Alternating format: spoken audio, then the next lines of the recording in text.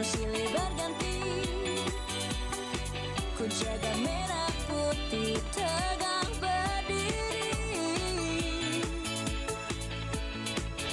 Bukan waktunya menyerah atau putus asa. Mana kita bisa bila bersama-sama.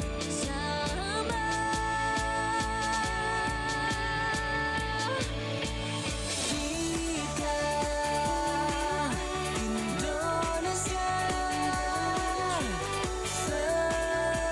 sesungguhnya, bersatulah Indonesia jadi juara. Kita Indonesia sesungguhnya bersatu padu, tak pernah berpisah. Berbagai suku dan budaya kita terjaga oleh persatuan yang abadi. Seperti Pancasila, inilah dasar yang mengikat kita semua. Bangga dengan kebinekaan, kita semua adalah saudara. Kita Indonesia sesungguhnya, bersatulah Indonesia jadi juara. Kita Indonesia sesungguhnya.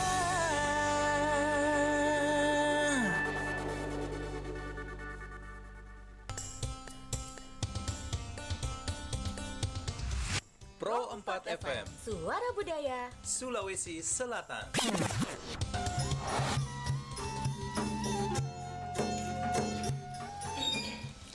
Assalamualaikum warahmatullahi wabarakatuh dan selamat pagi sahabat budaya dimanapun Anda berada.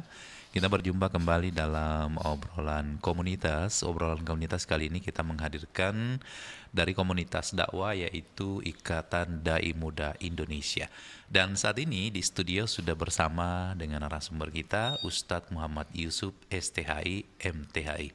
Assalamualaikum, selamat pagi Ustadz. Iya, gimana kabar Ustadz? Alhamdulillah. Baik, ya, baik. Nah ini kita berbicara tentang kesalehan sosial pasca Ramadan. Mungkin sebelum dilanjut dulu nih Ustadz, mungkin sedikit cerita dulu tentang Ikatan Dai Muda Indonesia ini kok bisa bergabung di sini Ustadz? Terima kasih atas kesempatan yang diberikan. Awal mula saya bergabung di lembaga dakwah Ikatan Dai Muda Indonesia ini karena pertama tentunya dari ajakan dari teman. Ya, selanjutnya tentunya melihat visi dan misi dari Ikatan Dai Muda Indonesia ini sangat visioner. Artinya bisa bertujuan untuk membangun masyarakat, khususnya yang ada di masyarakat Sulawesi Selatan dan tentunya seluruh Indonesia, karena memang Ikatan Dai Muda Indonesia ini bukan cuma hanya dia ada di Sulawesi Selatan, tapi sudah tersebar di beberapa provinsi yang ada di Indonesia. Karenanya saya sangat tertarik untuk bergabung di lembaga ini karena bisa menambah wawasan juga yang pertama. Yang kedua tentunya bisa menyebar kebaikan. Masya Allah, iya. Dan syaratnya masuk di sini apakah harus muda ini Ustaz?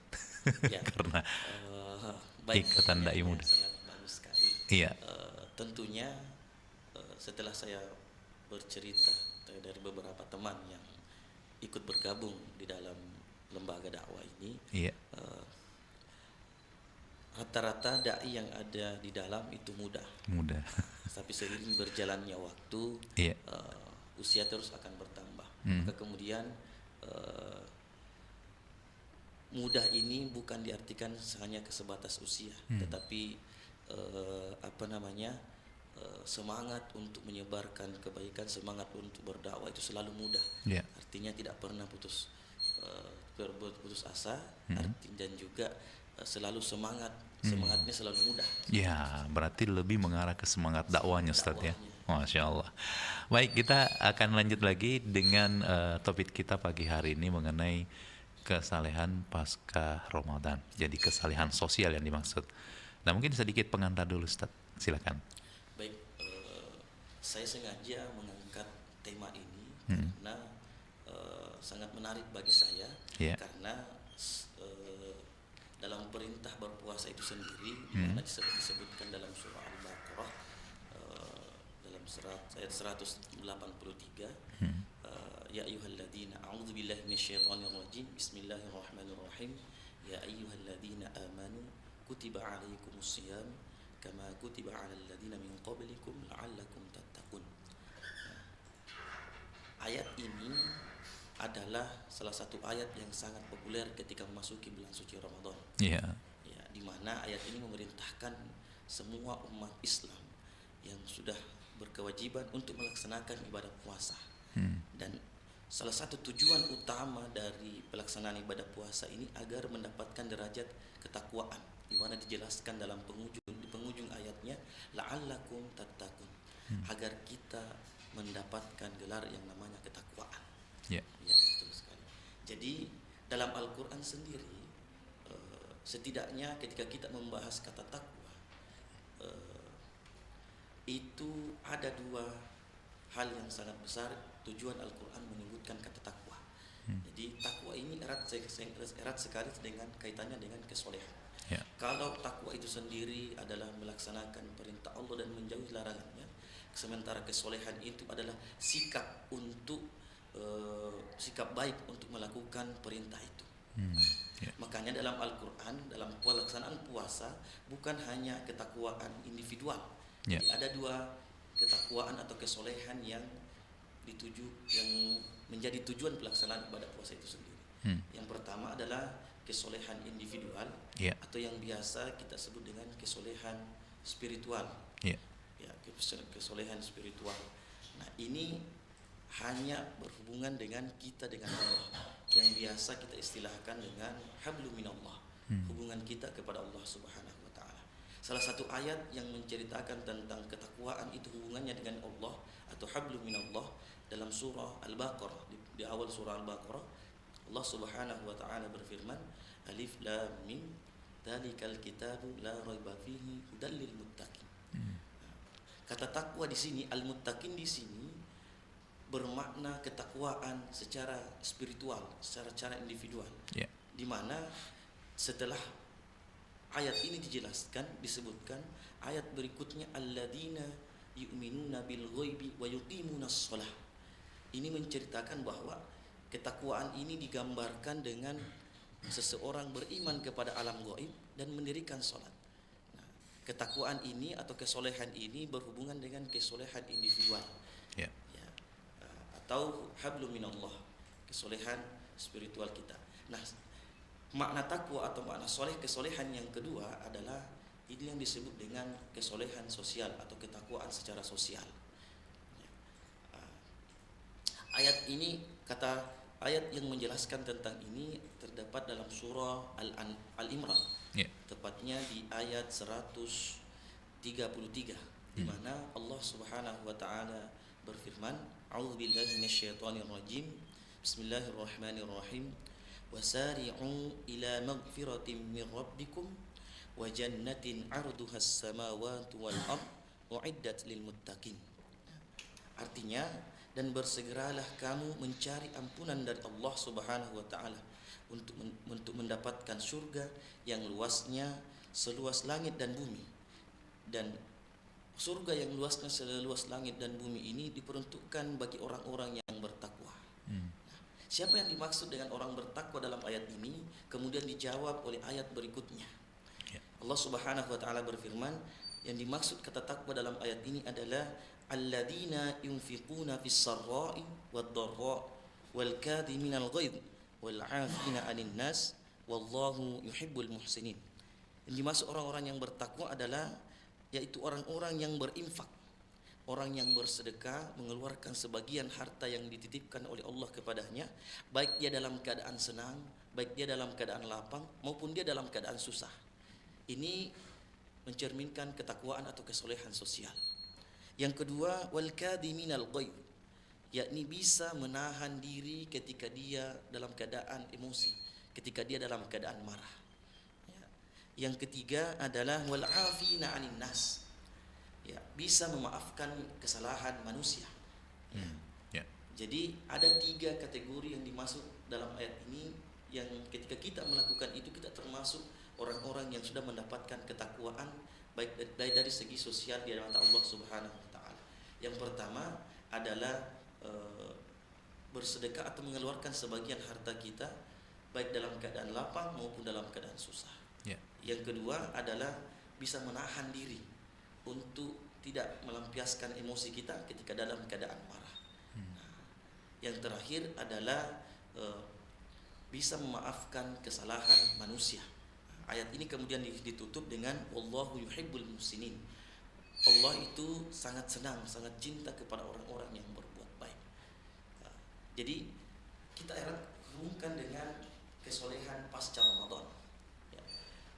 Ketika kita dalam pelaksanaan ibadah puasa di bulan suci Ramadan, ketika dalam pelaksanaan ibadah puasa, ya, ada 2 hal kesolehan yang tadi kita bahas tentang tujuan dari puasa itu. Yang pertama kesolehan individual, yang kedua kesolehan sosial. Ya. Dimana ketika melaksanakan puasa, ketika bulan suci Ramadan, ibadah-ibadah yang kita lakukan itu sangat luar biasa, sangat mudah kita lakukan, sangat gampang.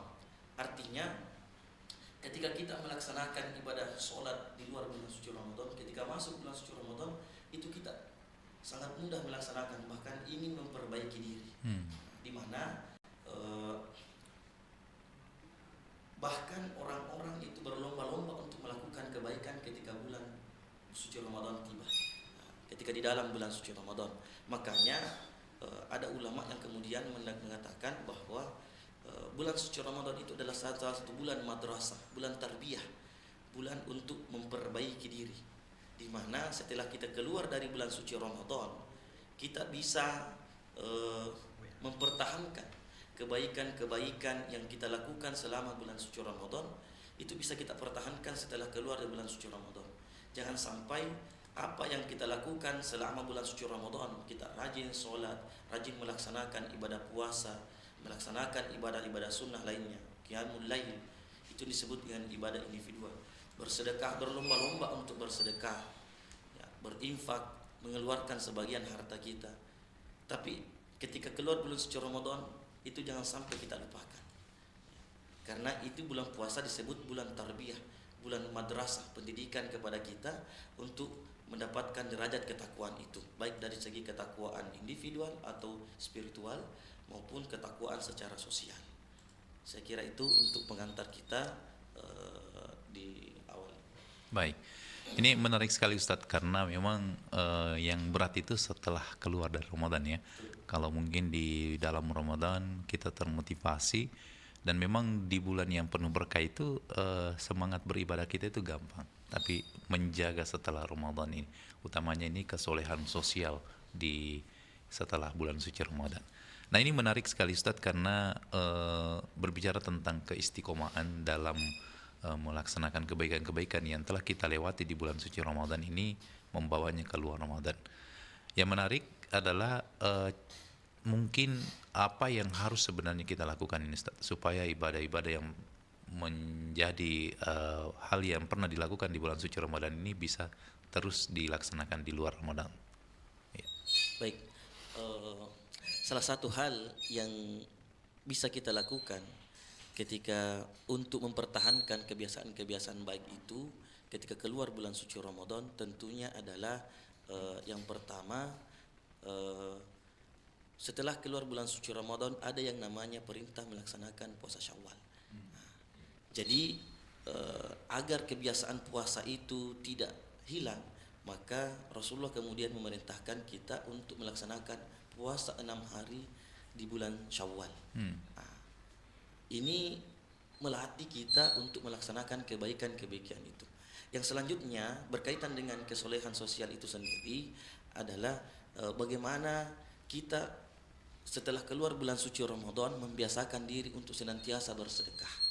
Seperti apa yang dibahasakan dalam ayat tadi dalam surah Al-Imran itu, alladzina yunfiquna fis sarra'i wad dharra, ya, yaitu mampu istiqomah, ya, istiqomah untuk bersedekah baik dalam keadaan susah, baik dalam keadaan senang maupun dalam keadaan susah. Karena ini yang sulit. Orang sangat mudah melaksanakan yang namanya infak, bersedekah kepada orang-orang yang lain, tetapi itu ketika dalam keadaan senang. Akan tetapi yang susah adalah bagaimana dia tetap istiqomah bersedekah ketika dia dalam keadaan susah itu sendiri. Karena biasanya ketika dalam senang kita sangat mudah, karena rezeki yang diberikan oleh Allah kepada kita itu lebih dari apa yang kita butuhkan. Tetapi yang masalah adalah ketika kita dalam keadaan susah itu sendiri, apakah kita mampu untuk melaksanakan istiqomah, melaksanakan sedekah itu. Selanjutnya yang bisa kita lakukan adalah membiasakan diri, di mana bulan puasa itu adalah bulan yang saya katakan tadi adalah bulan tarbiyah. Ketika bulan puasa tiba adalah kita berpuasa dari terbitnya fajar sampai terbenamnya matahari. Ini mengajarkan kita dari segi sosial, ketika kita berpuasa kita merasakan yang namanya lapar dan dahaga, yang mungkin di hari-hari biasa kita tidak merasakan itu. Pelajaran sosial yang bisa kita dapatkan adalah kita melaksanakan puasa, kita bisa merasakan apa yang dirasakan oleh saudara-saudara kita, yang mungkin dalam kesehariannya serba kekurangan ketika di luar bulan suci Ramadan. Pada saat masuk bulan suci Ramadan kita berpuasa, kita merasakan itu. Dan setelah keluar dari bulan suci Ramadan, kita bisa mengingat itu. Itu bisa memotivasi kita untuk senantiasa istiqomah dalam bersedekah, membantu saudara-saudara kita yang serba kekurangan. Karena kita sudah merasakan bagaimana apa yang dirasakan oleh mereka, oleh saudara-saudara kita ketika dalam keadaan lapar. Ya. Ya, terima kasih. Ya, baik. Jadi itu hal yang penting ya, kita jadikan sebagai upaya untuk tetap istiqomah setelah Ramadan. Nah ini menarik sekali nih Ustadz, tapi kita break dulu sejenak, kita hadirkan dulu satu persembahan lagu berikut ini.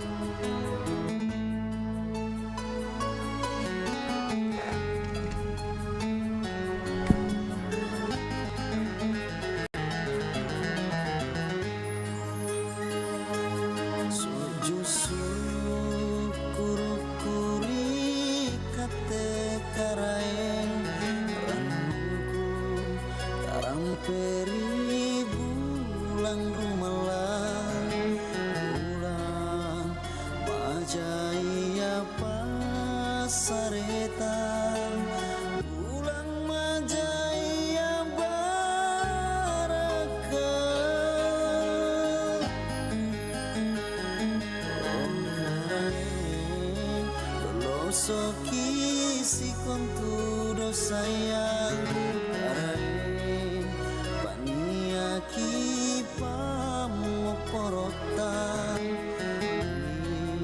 si kama atantani akatoba siagang ilas kari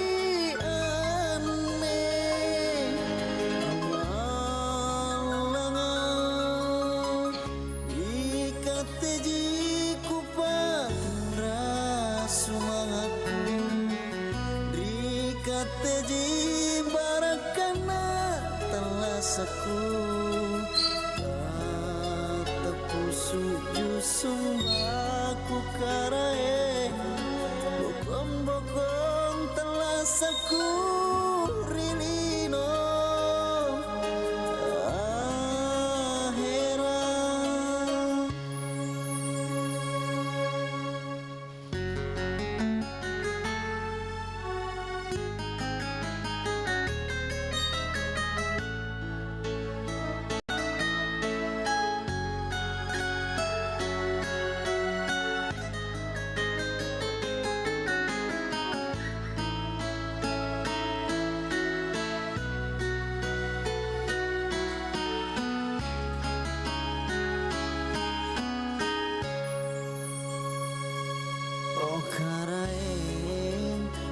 Usoki si konturo sayang Karae Paniaki pamoporota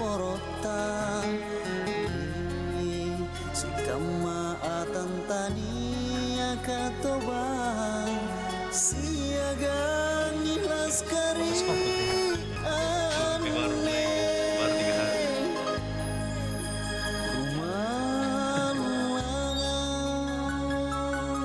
Di mana jadwal khutbah tak? Ikateji kupatindra sumangatku Ikateji barakana talasaku Tatapu suju sombaku karae Bukom-bukom talasaku rilino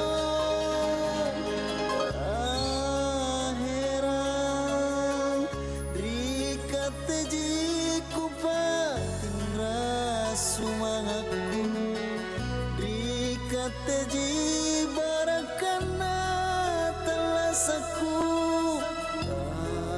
Tatapu suju sombaku karae Bukom-bukom talasaku rilino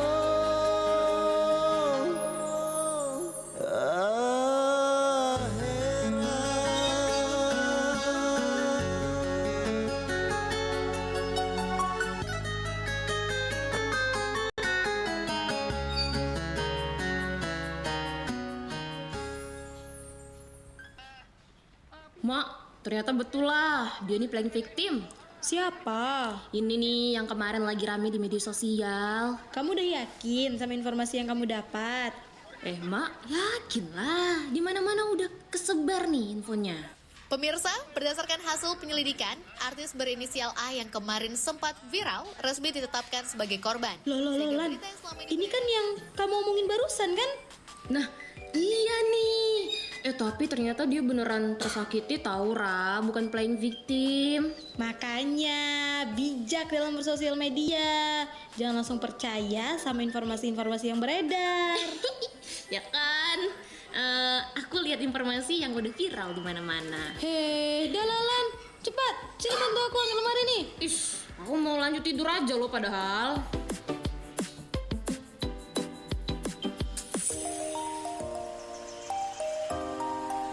Siapakah penemu kertas?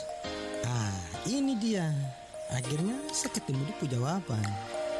Weh, adek, kau lagi bikin apa? Serius sekali kelihatannya.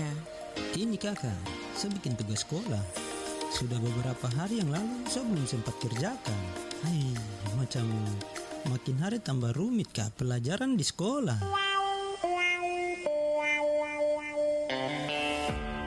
Perbanyak membaca, deh. Biar kau juga tidak lupa sama pelajaran di sekolah. Oke, siap kakak. Berarti saya harus belajar lebih giat lagi toh? Iyo, adek. Nah, itu baru namanya saya punya adik.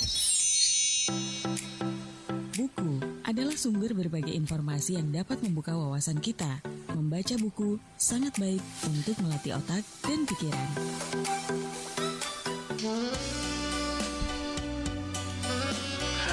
Sahabat budaya, lanjut lagi kebersamaan kita di obrolan komunitas, tentunya masih bersama dengan narasumber kita di kesempatan kali ini, dan kita membahas tentang kesalahan sosial di bulan Ramadan ini.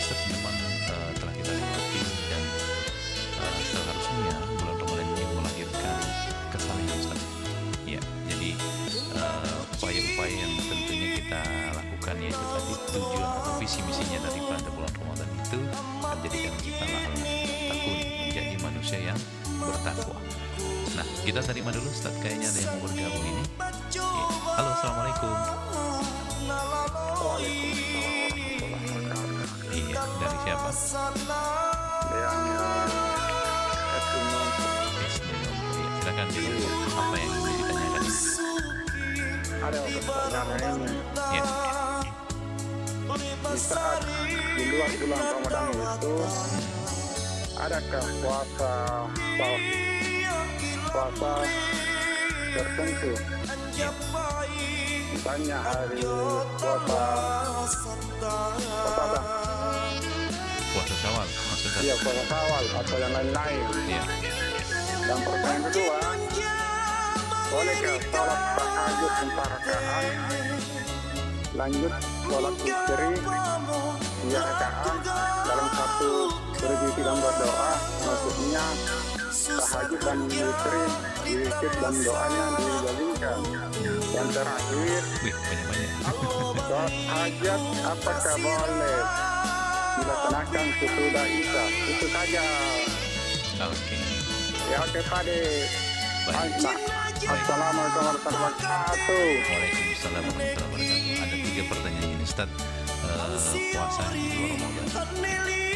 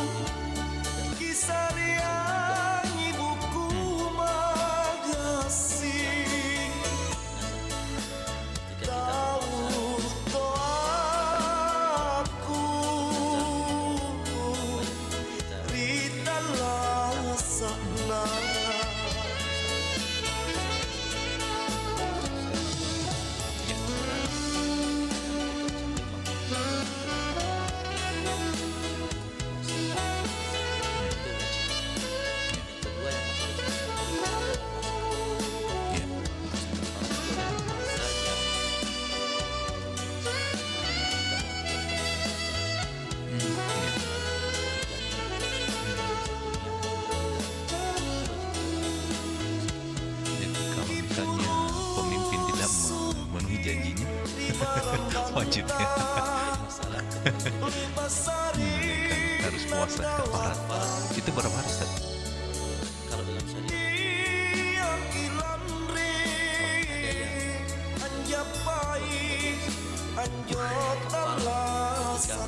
Oh, pelanggaran di bulan Ramadan.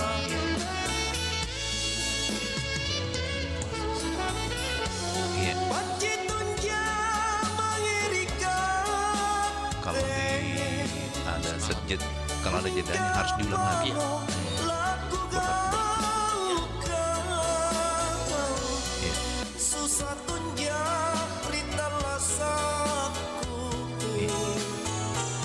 Jadi yang selanjutnya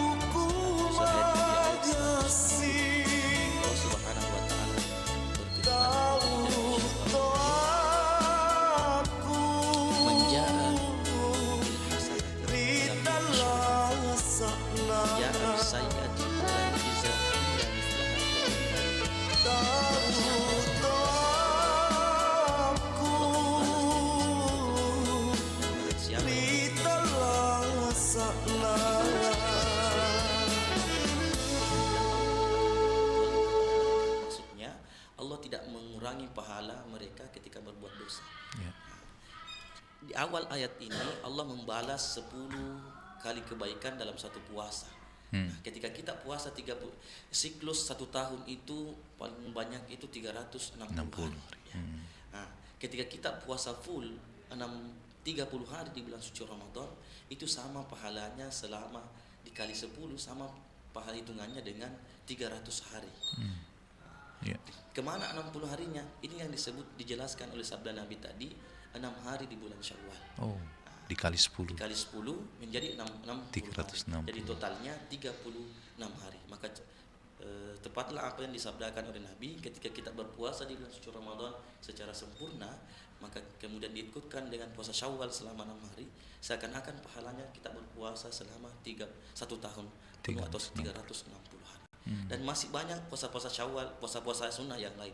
Ada puasa Arafah, Ayyamul Bid, ada puasa Yaumul Bid, ya di pertengahan hari setiap bulan, dan banyak lagi puasa jenis-jenis puasa yang lain. Puasa Daud itu gimana? Puasa Daud itu ada ya, ada juga yang mengamalkan puasa Daud. Puasa Daud itu adalah puasa yang harus memang istiqomah untuk dilaksanakan. Puasa 1 hari diselingi dengan puasa tidak puasa 1 hari.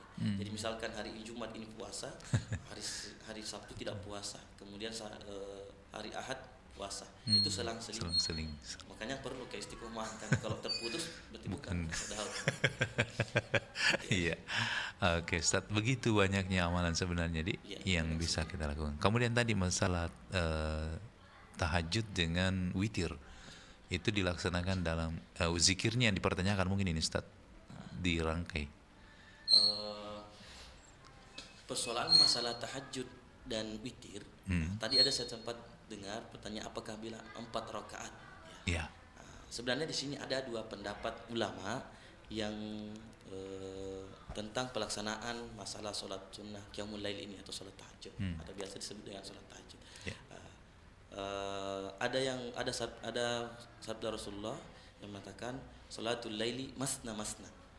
Sholat malam itu 2 rakaat.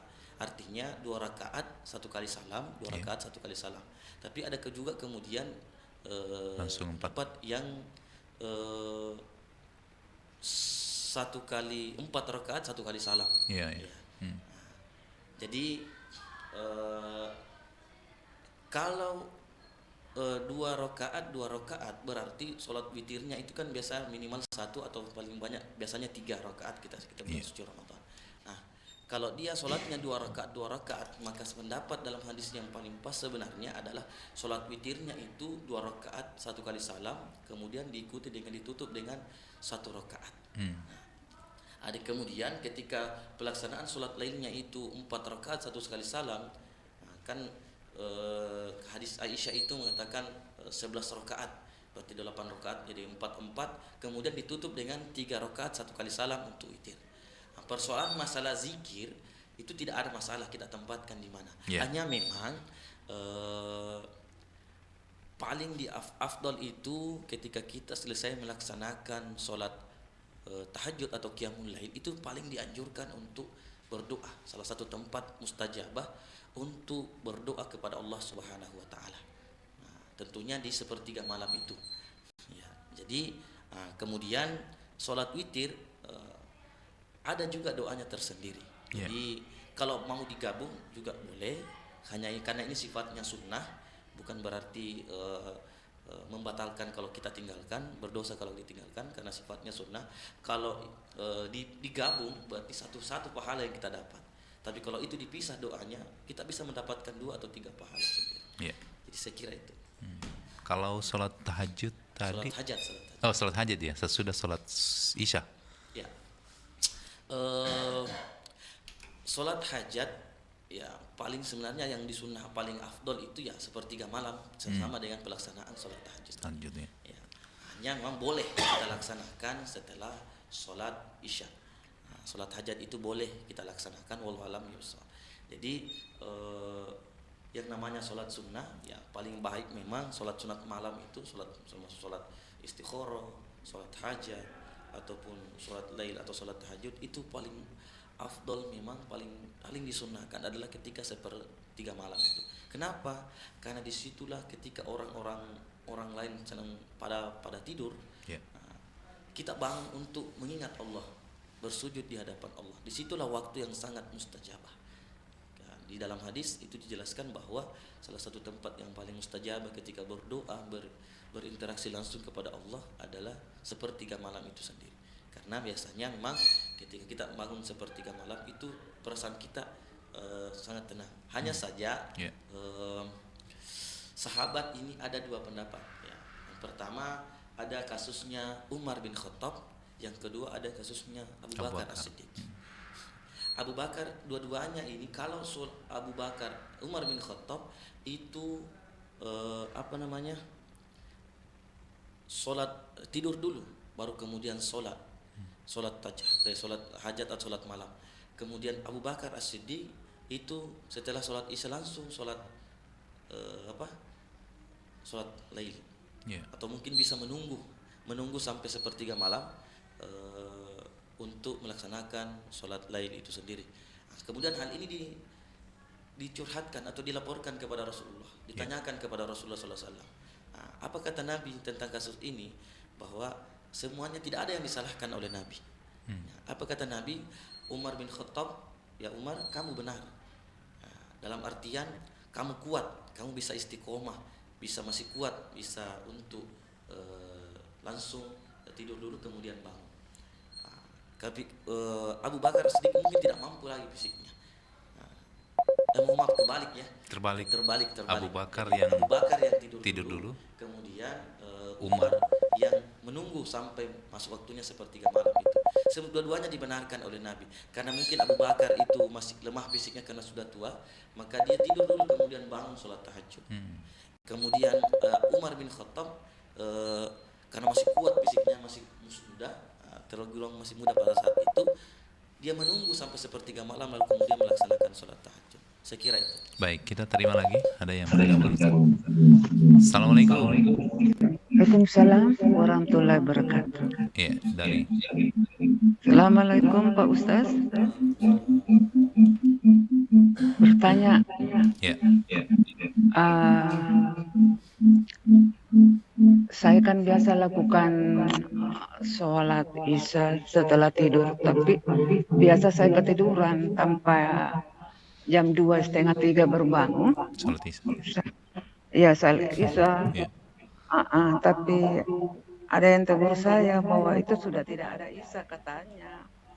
Tapi saya dua pendapat ada yang tapi saya tetap lakukan. Setelah isya saya sholat hajat, 4 rakaat baru sholat witir. Kadang saya salat isya duluan baru ambil witir. Saya juga ditegur, pernah ada tamu masuk saya sholat witir karena saya habis dari masjid sholat dekat rumah. Saya sambung witir di rumah. Tapi teman itu masuk, dia bilang sholat apa kau itu? Dia bilang saya sholat witir supaya saya tidak, siapa tahu saya ketiduran. Dia tegur saya bilang tidak ada sholat witir sebelum tidur. Oh, harus sudah tidur. Mana benar ini Pak Ustaz? Iya. Semuanya benar. Assalamualaikum warahmatullahi wabarakatuh. Iya. Mungkin semuanya benar, yang penting sholat ya. Masya Allah, luar biasa sekali pertanyaan dari Ibu tadi. Berkenaan dengan sholat isya dan witir ini. Ya. Kita harus tahu dulu ambang batas dari waktu sholat itu sendiri. Ya. Kalau sholat maghrib adalah salah satu sholat yang paling pendek waktunya. Paling pendek waktunya.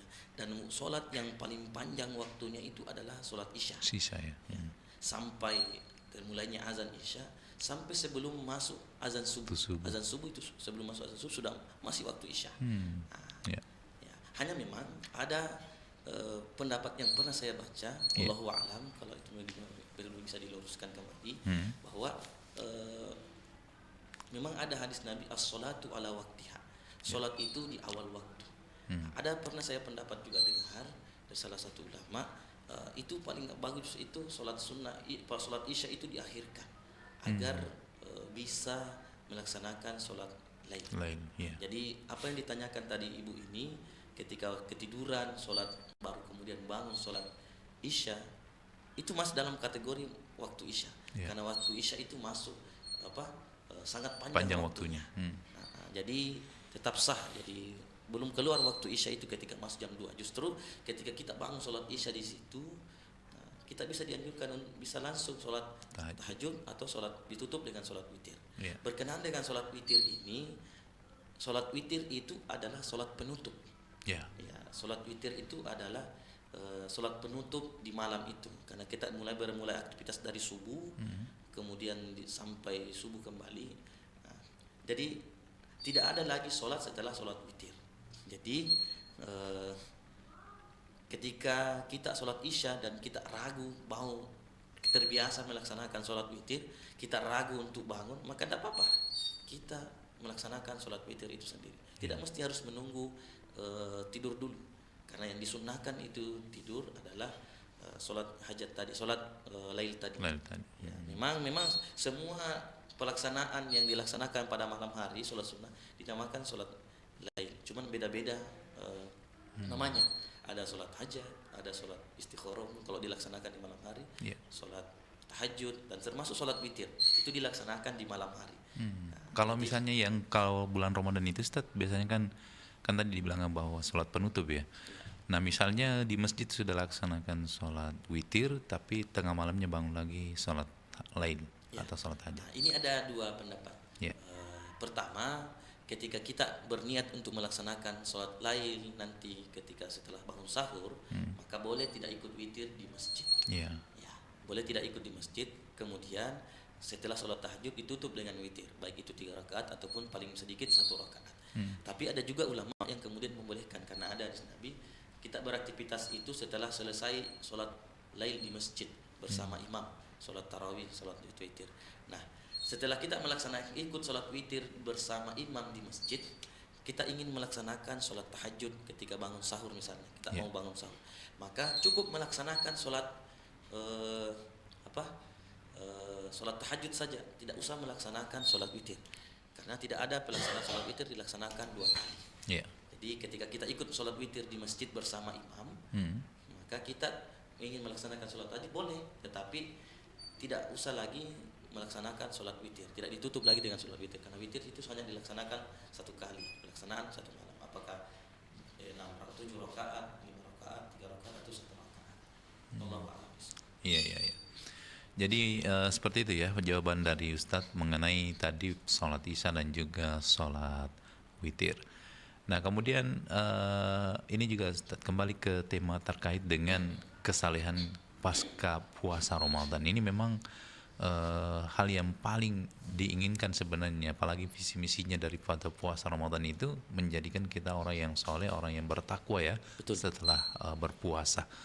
Nah menyatukan pikiran ini kan bagi kita umat Islam tentu harus sama, karena memang Al-Quran sudah menetapkan visi misi yang kita berpuasa di bulan suci Ramadan ini. Tapi terkadang ada juga ya manusia tidak sampai di level itu, hanya sampai takwanya itu setelah pas di Idul Fitri. Selesai dari itu hilang lagi visi misi yang telah digariskan oleh Al-Quran ini. Ustaz, gimana itu? Ya, sebenarnya ini mungkin salah satu tujuan atau maksud dari sabda Nabi kemarin, man soma Ramadana, apa itu? Rubba kam min so'imin laisa lahu min siyami illa al-ju' wal atash. Ini mungkin salah satu tujuannya, banyak orang yang berpuasa tidak ada yang dia dapat dari puasanya hanya daripada haus, kecuali haus dan dahaga. Lapar dan dahaga. Jadi ini yang mungkin yang dimaksud oleh sabda Nabi, ketika puasa mereka puasa, tetapi hanya sekedar menahan lapar dan dahaga, tidak mempuasakan dirinya. Ya, karena dalam kitab Ihya Ulumuddin itu Imam Al-Ghazali itu sendiri membagi puasa menjadi 3. Ada puasomul am, puasanya orang awam, ya seperti mungkin yang dibahasakan hadis yang tadi. Ada somul khas, jadi puasanya orang khusus, puasanya orang-orang soleh, di mana selain tidak makan dan tidak minum dan tidak berhubungan badan di siang hari di bulan suci Ramadan, semua panca inderanya ikut berpuasa. Ya, seperti inilah yang kita harapkan sebenarnya. Puasa semua panca indera kita, baik mulut, lisan kita, pendengaran kita, tangan kita, semuanya ikut berpuasa, bahkan pikiran kita. Ada yang namanya shaumul khawasul khawas. Jadi puasanya para nabi ini menjadikan syarat ketika berpuasa mereka sedikit saja berpaling kepada Allah, mereka menganggap batal puasanya. Dan ini mungkin derajat paling tinggi dalam golongan orang yang berpuasa. Nah, berbicara tadi masalah ketika seseorang ketika keluar bulan suci Ramadan kembali lagi seperti setelan awal, maka inilah salah satu orang yang dikatakan oleh Nabi orang-orang yang merugi ketika mendapati bulan suci Ramadan. Iya. Merugi kita. Kenapa? Karena bulan suci Ramadan itu adalah salah satu waktu yang paling mudah menurut perasaan kita melaksanakan kebaikan. Iya. Ya, tetapi tidak ada yang melengket. Kemudian ya hanya ya seperti itu tadi, melaksanakan puasa hanya sekedar menggugurkan kewajiban. Ya, tidak mendalami esensi dari puasa itu sendiri. Karena ketika kita mendalami esensi dari berpuasa itu, untuk mendapatkan derajat ketakwaan, maka kita akan terus mempertahankan apa-apa yang sudah kita lakukan selama bulan suci Ramadan. Seperti kita kembali ke ayat yang tadi dalam surah Al-Imran itu di ayat 133 dan 144. Ketika kita mengamalkan ayat ini, insya Allah kita akan merasa aman. Kehidupan sosial kita khususnya yang ada di Indonesia ini akan tentram. Tidak ada orang yang akan susah. Kenapa? Ketika semua orang mengamalkan mendapatkan derajat ketakwaan secara sosial, kesolehan secara sosial ini, dia akan mengamalkan rajin untuk bersedekah. Ya, ketika orang ini mencuri misalnya, tidak akan jadi untuk mencuri karena banyak yang bersedekah kepadanya. Nah, itu salah satu tujuan daripada kesolehan sosial itu sendiri. Yang kedua, wal kadhiminal ghaidh, bisa menahan amarah. Dan salah satu tujuan berpuasa itu adalah menahan hawa nafsu, termasuk nafsu amarah itu sendiri. Ya. Jadi ketika kita mampu menahan amarah itu, di satu sisi sebenarnya kita mampu, bisa diberikan kesempatan untuk melampiaskan kemarahan itu, tapi kita mampu untuk menahannya, maka tidak ada orang yang akan susah di hidup di orang-orang yang ada di sekitar kita. Ketika semua orang yang berumat Islam mengamalkan ayat ini, artinya bisa menahan amarahnya ketika bermasalah dengan orang lain, atau ada orang-orang yang menzaliminya, bisa menahan amarahnya, maka akan aman negara kita. Ya, karena semua masalah diselesaikan secara baik-baik, bukan secara berdasarkan emosional. Nah, karena ketika amarah menguasai kita, maka setan pun akan masuk, mudah mempengaruhi kita untuk melakukan kejahatan-kejahatan lain. Kadang-kadang ketika kita marah itu kita bisa lupa diri. Ya, jangankan orang lain, mungkin saudara atau orang tua kita sendiri bisa kita sakiti ketika kita dalam keadaan emosi atau dalam keadaan marah. Nah, tapi ketika kita bisa menahan amarah itu bisa mengurangi kejahatan yang ada di sekitar kita. Kira seperti itu. Yang terakhir adalah tentunya tujuan dari pelaksanaan ibadah puasa itu mendapatkan derajat ketakwaan adalah wal afina 'anil nas, ya. Memaafkan kesalahan manusia. Ya. Makanya ketika selesai bulan suci Ramadan, masuk 1 Syawal, kita dianjurkan untuk saling memaafkan. Karena itulah tujuan dari puasa itu sendiri, agar kita bisa terlepas dari dosa-dosa. Selama bulan suci Ramadan kita berusaha membebaskan diri kita dari dosa-dosa kepada Allah. Nah, masuk 1 Syawal kita diperintahkan untuk membebaskan dosa-dosa kita kepada sesama manusia. Karena taubat kita kepada Allah itu tidak akan diampuni dosa-dosa kita kepada sesama manusia, kecuali kita meminta maaf langsung kepada orang yang mungkin kita pernah sakiti hatinya, pernah kita ambil hak-haknya. Ya, sekiranya. Baik, jadi itu yang paling berat ya, saling memaafkan, apalagi ketika kita punya dosa dengan sesama manusia. Baik Ustadz, menarik sekali perbincangan kita, tapi sayang sekali waktu yang sangat terbatas. Mungkin sebelum kita tutup acara ini, mungkin ada yang ingin disampaikan Ustadz kepada pendengar kita, silakan. Baik, terima kasih para pendengar RRI Pro 4 di 2,5 FM. Yang ingin saya sampaikan kepada para jemaah, setelah kita melaksanakan puasa selama 1 bulan lamanya di bulan suci Ramadan, apa yang kebiasaan-kebiasaan yang sering kita lakukan selama bulan suci Ramadan, mari kita pertahankan itu dengan membiasakan diri untuk senantiasa memperbanyak silaturahim kita. Seperti apa yang dijelaskan oleh ayat tadi, yang pertama adalah membiasakan diri untuk bersedekah kepada orang-orang yang ada di sekitar kita, lebih khusus kepada orang-orang yang kurang mampu di antara kita, di sekitar kita. Nah, yang kedua, bisa menahan diri kita, menahan nafsu marah kita untuk ketentraman, agar senantiasa dalam kehidupan baik itu bertetangga maupun bernegara, dalam rumah tangga sendiri itu bisa tentram. Karena biasanya pemicu dari masalah itu adalah ketika kita tidak mampu mengontrol diri kita ketika dalam keadaan marah. Di situ biasanya timbul bibit-bibit perpecahan.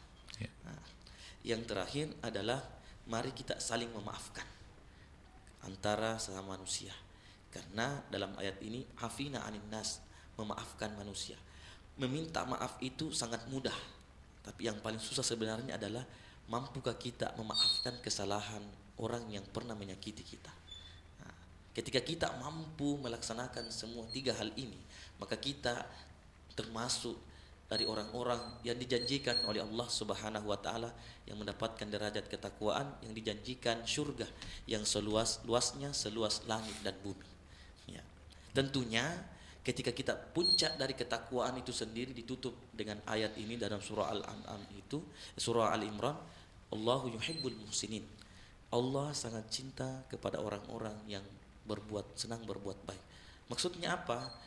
Ketika kita mampu membalas orang-orang yang mendolimi kita dengan kebaikan, tidak membalasnya dengan keburukan pula, disitulah puncak ketakwaan atau kesolehan kita sebagai manusia dari segi hablum minan nas. Kesolehan sosial kita. Seperti apa yang dicontohkan oleh Rasulullah SAW, di mana ketika berdakwah di Makkah selama 13 tahun lamanya, beliau menyebarkan agama Islam, beliau dicaci, dilempari dengan kotoran, bahkan jalan yang dilalui oleh beliau itu ditaburi duri, hanya untuk mencegah beliau untuk menyebarkan dakwah Islam ini. Apa yang terjadi ketika Rasulullah SAW mendengar bahwa orang yang sering mendoliminya, menganiaya beliau ketika berdakwah itu sakit, beliau tidak membalasnya dengan kejelekan. Rasulullah tidak membalasnya dengan balasan yang buruk pula. Tetapi apa yang dilakukan oleh Rasulullah, beliau kemudian memerintahkan Aisyah istrinya untuk memasak masakan yang terbaik. Lalu kemudian mendatangi orang yang sakit itu atau orang yang sering menzoliminya, menjenguk mereka. Ya. Apa yang terjadi? Berkat kesabaran Rasulullah, berkat keikhlasan Rasulullah, orang yang tadinya memusuhi Nabi, orang yang tadinya mencegah Nabi dalam berdakwah, berbalik 100 derajat, 360 derajat, justru mendukung Nabi dalam berdakwah. Bahkan mereka memeluk Islam dengan kesabaran dan keikhlasan Rasulullah SAW. Mungkin ini yang bisa kita contoh, di mana ketika kita bisa dizalimi oleh orang lain, ya, kita tidak membalasnya dengan kezaliman yang lebih buruk lagi, karena itu tidak akan menyelesaikan masalah. Dan mari kita pertahankan apa yang kita lakukan selama bulan suci Ramadan. 30 hari lamanya kita berpuasa, kebiasaan-kebiasaan yang baik itu kita pertahankan di bulan suci, di luar bulan suci Ramadan. Karena cobaan, tantangan yang paling berat sesungguhnya adalah ketika keluar bulan suci Ramadan. Mampukah kita mempertahankan kebiasaan-kebiasaan baik itu di luar bulan suci Ramadan? Semoga kita dimudahkan oleh Allah Subhanahu wa taala. Amin. Allahu a'lam. Amin. Baik. Ustaz, syukran jazakumullah khairan atas waktunya di Pro 4. Semoga ini bisa membawa berkah. Dan kita tutup acara ini dengan sama-sama membaca doa kafaratul majlis. Subhanakallahumma bihamdik, asyhadu an la ilaha illa anta wa nastaghfiruka wa atubu ilaik. Assalamualaikum warahmatullahi wabarakatuh. Waalaikumsalam warahmatullahi wabarakatuh. Anda masih mendengarkan Pro 4, Suara Budaya Sulawesi Selatan.